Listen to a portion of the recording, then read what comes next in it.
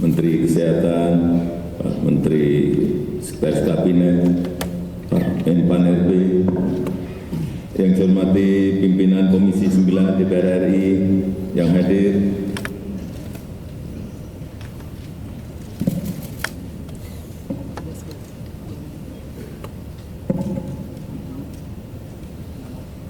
yang saya hormati seluruh pejabat eselon 1 dan 2 Kementerian Kesehatan dan Kepala UPT Kemenkes pagi hari ini hadir semuanya.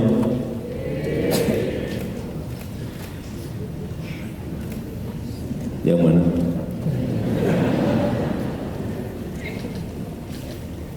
Yang saya hormati Kepala Dinas Kesehatan Provinsi, Kabupaten, dan Kota.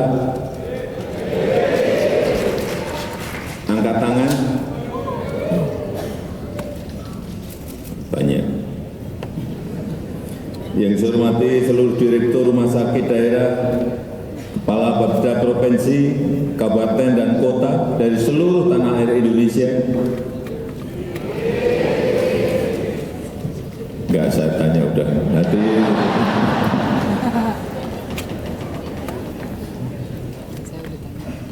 pimpinan lembaga-lembaga internasional yang juga hadir pada pagi hari ini,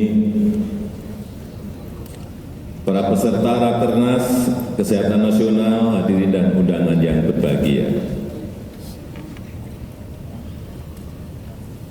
Saya sudah sering menyampaikan dan bulat-balik saya sampaikan terus bahwa negara kita ini memiliki kesempatan, memiliki peluang untuk menjadi negara maju. Diprediksi dengan hitung-hitungan, diprediksi dengan kalkulasi-kalkulasi baik GDP, baik income per kapitanya, dihitung. Peluangnya besar kita akan menjadi negara maju. Oleh sebab itu, 15-20 tahun ke depan ini menjadi sebuah periode yang krusial. Karena puncak bonus demografi itu berada di tahun 2030-an. Semuanya harus mengerti dulu masalah ini. Puncak bonus demografi itu ada di tahun-tahun 2030-an. Dan 68% dari penduduk kita berada di usia produktif. Ini kesempatan besar. Dan peluang itu biasanya hanya terjadi sekali dalam peradaban sebuah negara. Tidak muncul 2 kali, apalagi 3 kali. Kalau kita bisa menggunakan peluang ini, kita akan melesat masuk ke negara maju. Tapi kalau tidak, mohon maaf, negara-negara di Amerika Latin itu tahun 50, tahun 60, tahun 70 sudah menjadi negara berkembang. Tetapi karena tidak bisa menggunakan peluang yang ada, sampai saat ini juga tetap menjadi negara berkembang. Ini tidak boleh terjadi dengan negara kita Indonesia. Setuju? Dan kesehatan menjadi hal yang sangat penting. Kunci. Sangat fundamental. Seperti tadi disampaikan Pak Menkes, pinter, tapi nggak sehat mau apa? Jangan ditepuki, nggak sehat kok. Dan Bapak Ibu semuanya yang hadir pagi hari ini memiliki peran yang sangat signifikan untuk mencapai sebuah masyarakat yang sehat bagi Indonesia maju, bagi Indonesia emas. Dan peluang itu jangan dibiarkan hilang sia-sia. Karena kita tahu kita masih punya PR besar. Stunting. Ya, sudah turun dari 10 tahun yang lalu 37,6. Turun kemarin akhir tahun di 21,5%, sudah turun hampir separuh. Tapi harusnya kita mencapai paling tidak tahun ini 14%. Tapi saya hitung-hitung ternyata juga nggak mudah. Tapi nggak tahu kalau dalam kesempatan setahun ini bisa kita capai 14%. Karena ini pekerjaan yang harus terintegrasi.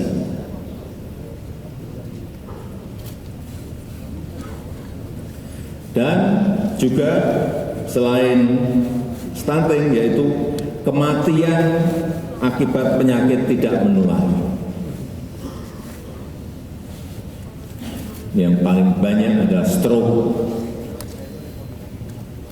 sampai 330.000 kematian per tahun akibat stroke. Kemudian juga jantung, kira-kira 300.000 kematian akibat penyakit jantung di negara kita, nomor 2. Dan yang ketiga, kanker.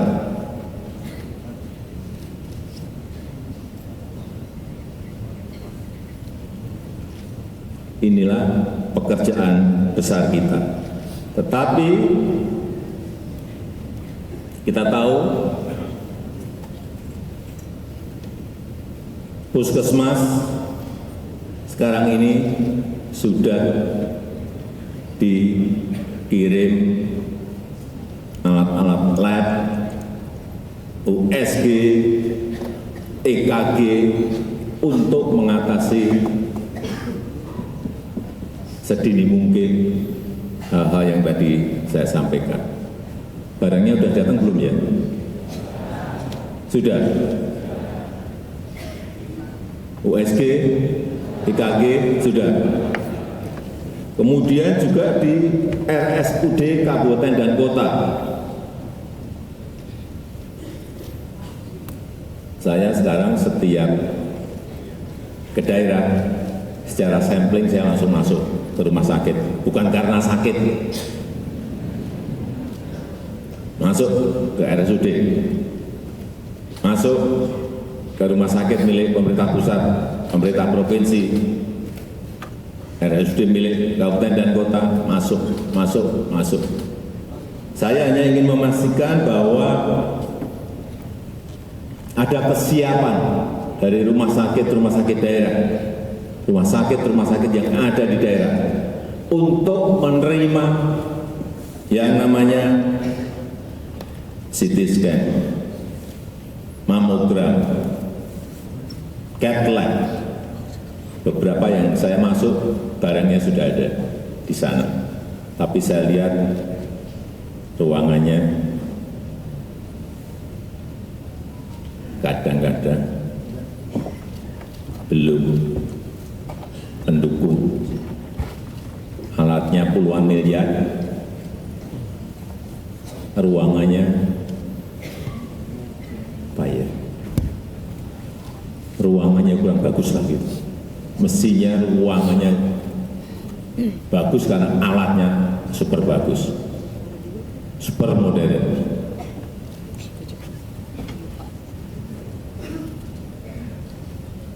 Pak Menteri mungkin diberi contoh 1 atau 2 ruangan yang benar itu seperti apa sih.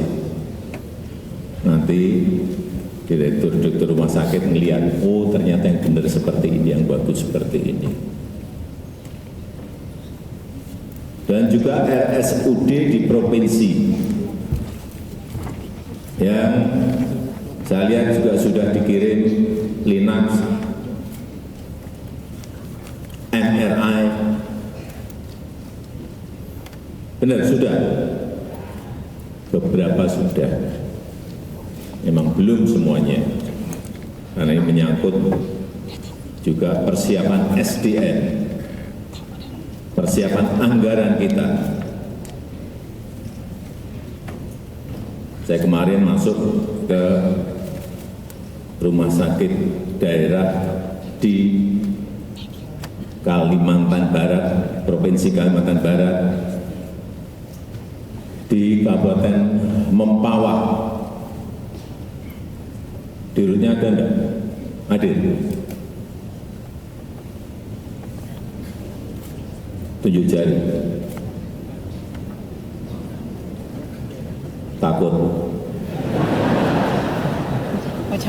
Saya ini mau uji. Rumah sakitnya bagus. Dibangun dengan tata ruang yang baik. Baru nanti setelah dipuji gini tunjuk jari saya pakai. Bagus, tata ruangnya bagus, sinar dari luar juga masuk sangat bagus.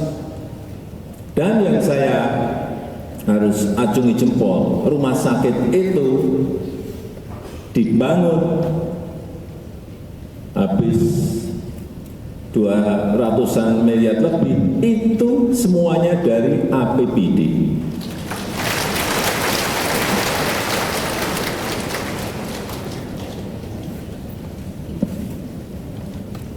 Rumah sakitnya kalau nggak baru, rumah sakit Rubini.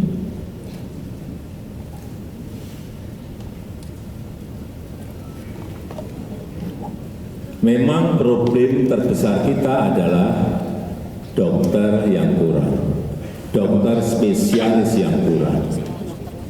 Ini persoalan besar kita. Dan supaya Bapak Ibu tahu bahwa rasio dokter kita masih 0,47.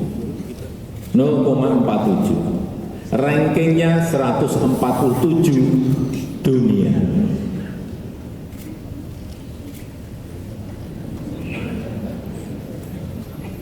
Rankingnya seperti itu. Kita harus tahu. Ini yang akan kita kejar.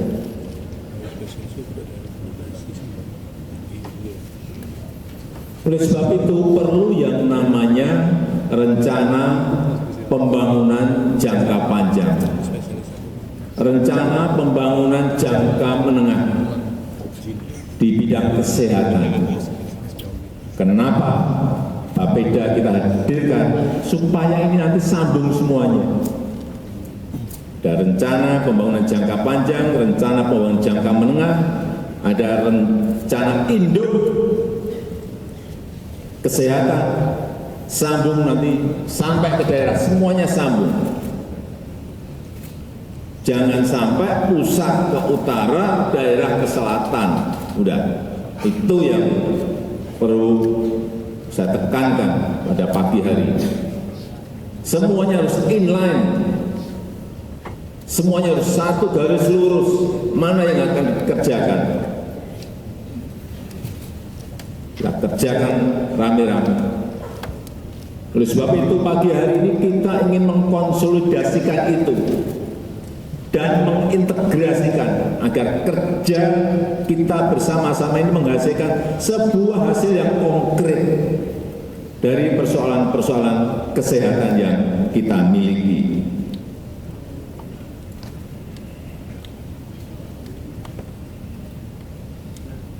Rencana induk bidang kesehatan akan selesai kapan Pak Menkes?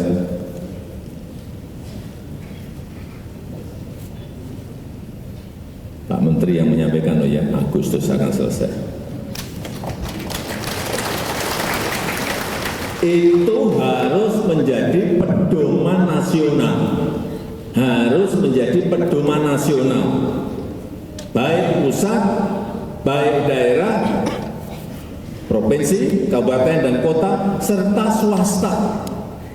Semuanya harus sinkron, semuanya harus inline, semuanya harus seirama.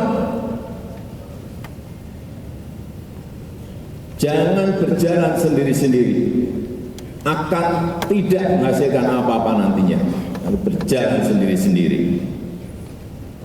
Saya yakin jika semua kompak berjalan akan signifikan kemajuan di bidang kesehatan negara kita.